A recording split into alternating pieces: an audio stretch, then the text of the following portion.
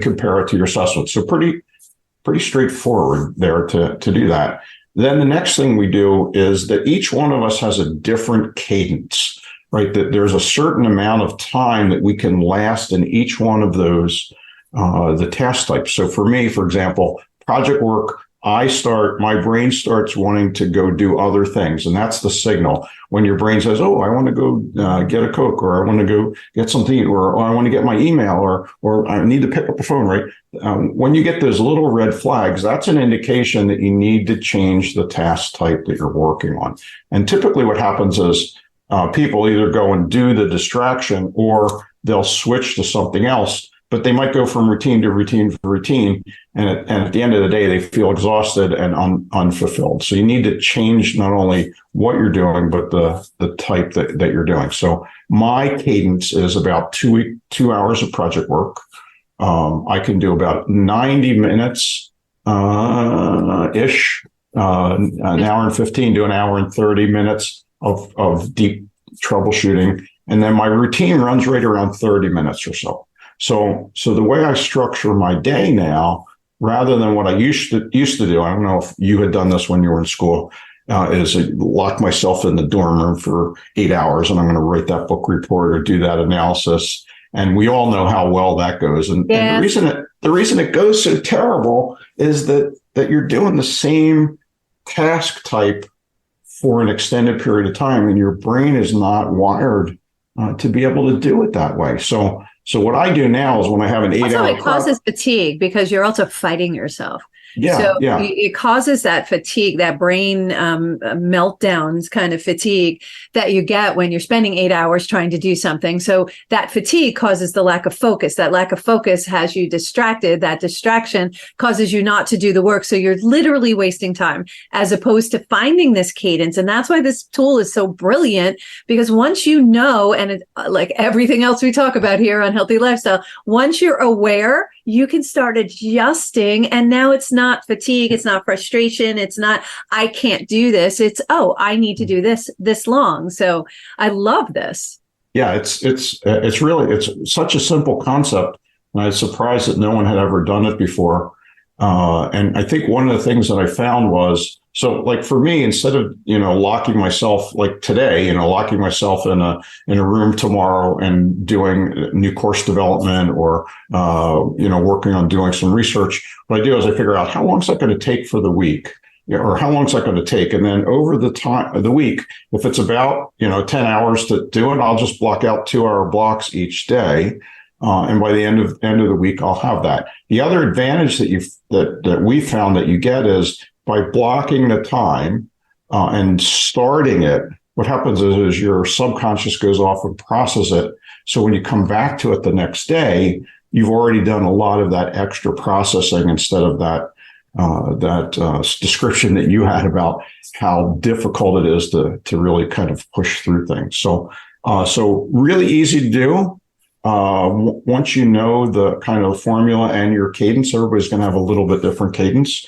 And if you could structure your day so you're getting closer to your mixture each day, you may not be able to get it. Particularly a lot of people like line workers, it's very difficult to them to structure the day because the job is so defined. But for people that are doing a lot of business work and we work with a lot of banks and healthcare and high technology, they have the ability. You have a certain deliverable that you have to do for the week. So you don't have to do like all your loans in the bank on Monday and, all of your prospecting on Tuesday, on Wednesday, dealing with all the suppliers. You don't have to do that. You can break it up into little chunks. And by the end of the week, you get everything done. You use that offline processing that your brain has, and you just feel like you want to go back and do it again, right? So, and that's really what I was looking for, for my staff when I was managing it Intel. Yeah, I love the advantages of using this. I mean, I see so many opportunities of using it in business to really get the most out of the staff and the teams that you're working on, depending on how you work. Repetitive tasks, that's kind of hard to do this way, but you still need to break it up. Typically when I do presentations and things like that, I literally break it up. I don't do any more than 20 minutes at a time, because talking heads, you start not listening anymore.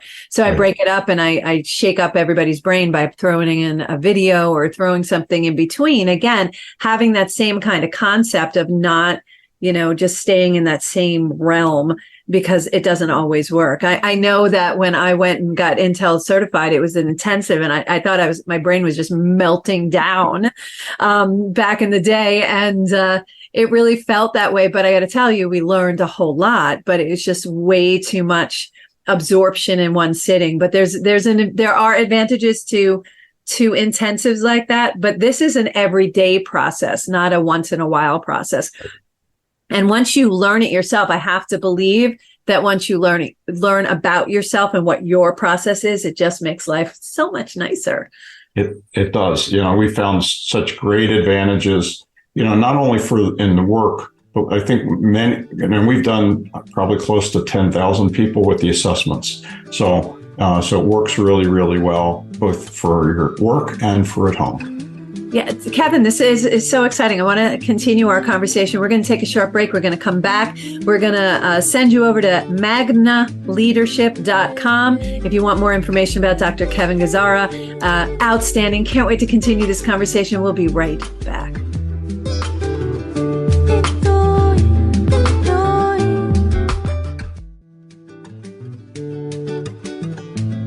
Welcome back to Healthy Lifestyle with Lorianne. I am Coach Lorianne. If you'd like to be a guest or lift up your business, product, or non-for-profit, or if you have a question or comment, we love to hear from you.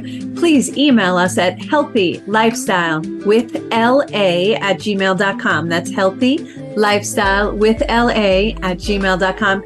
I answer all of your emails personally, because I've gotten some email responses back going, I'm shocked. So I love doing that.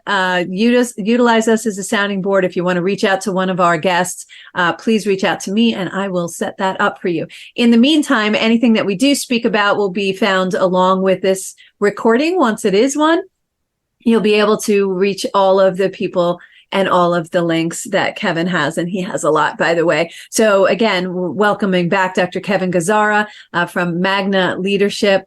Go visit him at magnaleadership.com. Love having him on. This is so exciting about the TQ concept. So Kevin, let's just continue our conversation. This is so yummy. How could someone get to understand their TQ? Like, how do they get started to understand it?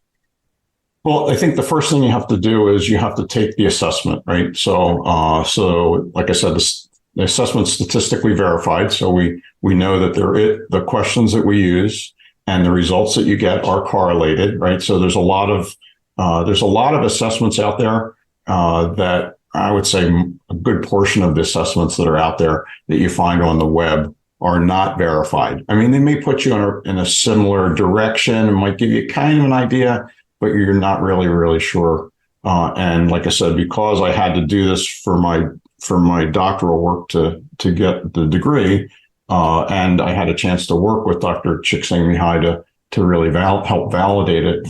I can guarantee that what you see is what you're going to get. So yeah, and let me just reach out sorry to cut you off. Let me just make one point here. Is if it's not feeling right, if it's not feeling connected, that assessment probably wasn't right. So that's where something like this, where it's a validated, backed up, certified assessment, it really makes a difference, because it's going to really get you on the right track. There's nothing worse in the world than going down the wrong train track when your train track is really next door. So you're gifting this to the listeners too, to go grab an assessment. Normally there's a cost associated, but if you follow the link with this show, you will be able to get this assessment for free. So I will say to you, jump on that. Don't miss out on that. So now I want to get into the flow, because I love being in that zone when I lose track of time. So how do I get in the zone? By using my TQ. Well, I think the first thing you want to do is you want to try to, take a week and track all the work that you're doing. Now, the other thing you can do is people say, do I need to just track the work I'm doing it during the day, or do I need to track the work or the things that I'm doing at home? And what we find is, You can do one or the other or both. One of the things is if your life is significantly different at home, like the kind of stuff that you work on or that you do is radically different, there's usually a good indication. And we had a situation. I had a guy that had taken the task quotient, and he said, "This is, absolutely not like me." Right? I'm not sure about the results. And when I talked to him, what I found is that he didn't really need any additional routine during the workplace.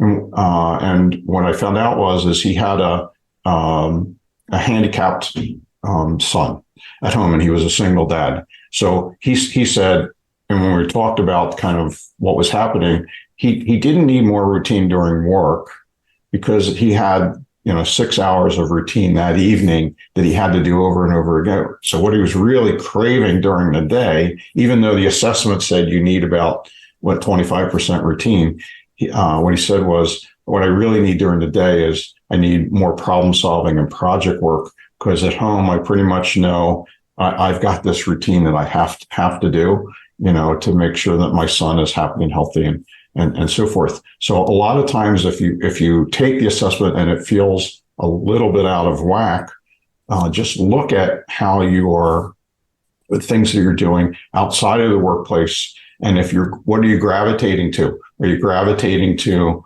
more routine work? Are you working on projects like maybe building a house or an extension to the room? Or are you doing a lot of problem solving, troubleshooting, fixing around the house, or issues, or fixing relationships? Whatever it is you can start paying attention and look at it holistically, and that'll give you an idea. And my guess is, and my prediction is, that once you know your mix, and if you look at it holistically, I bet you're trying to kind of self-medicate yourself.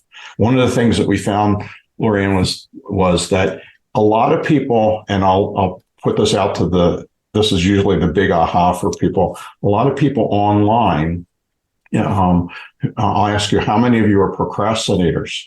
And procrastinators, what we find is people that have that are not getting the level of troubleshooting work that they like kind of the dive and catch. What they'll do is they'll wait for the last minute on routine because they're getting too much routine work, and then they'll make it a troubleshooting task. Right. So I wait till the last minute. I know that it's going to take me a half hour. I'll only allow 20 minutes, and I'll try to get creative to do that. So what happens is people are kind of self-medicating. So all of you procrastinators out there, pay attention. And my guess is that you're going to find out you've got more routine in your work, more routine work than you want. And what you're doing is you're unconsciously kind of self-medicating yourself by waiting till the last minute. And then you feel good, like, okay, I feel good about getting that done in 20 minutes and that fulfilled that troubleshooting need that I wasn't getting in my structured job. Well, this begs a question. Obviously we have to expect some kind of challenges in structuring our day in that routine structure, and even structuring our days going between the three different type of tasks. So what kind of challenges, and what do we do to just jump those hurdles? Because anytime we start a new habit, this is why, what do you call it? Beginning of the year's resolutions don't work. New Year's resolutions. New Year's resolutions don't work because we all of a sudden throw all this stuff at ourselves and want to change everything overnight, and it just doesn't work that way. So, what are some of the challenges, and how do we avoid them or jump the hurdle? Yeah. So the first recommendation is what we recommend is go get what we call a capability partner. Not accountability, because that feels too much like policing. Get a capability partner, someone that will hold you accountable, that will work with you. And a lot of times what we find is people that are kind of trying to implement TQ is if they're both trying to do that, get each other to hold each other accountable and do it. And then you can talk about kind of your work week and how you want to structure it. Then I'm a big systems person. studied systems thinking with Peter Senge at MIT and got certified to do that. So if you can think from a big systems perspective, if you can create the system and adhere to it, I mean, there are things that are going to happen. I mean, to give you an example, when I was managing Until University, I always knew that Monday mornings were the time where all the stuff